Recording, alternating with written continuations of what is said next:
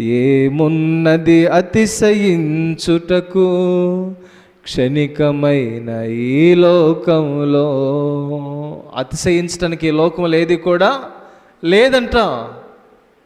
నీకు గుండెపోటు వస్తే ఈ ధనము ఆ గుండెపోటును ఆపలేదు.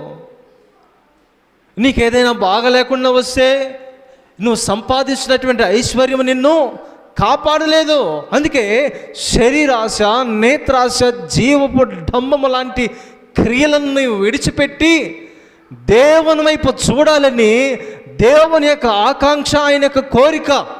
కానీ మానవుడు కోరికల తలం వెంబడి కోరికలను వెంబడిస్తూ శరీరం కోరే వాటిని, నేత్రాలు కోరే వాటిని, నీకు బడాయితనం తెచ్చేటటువంటి ఈ గర్వపు ఆలోచనలు మానవుడు కోరుకుంటున్నాడు. కాబట్టి వారి జీవితంలో మానవుడు దేవుని దృష్టి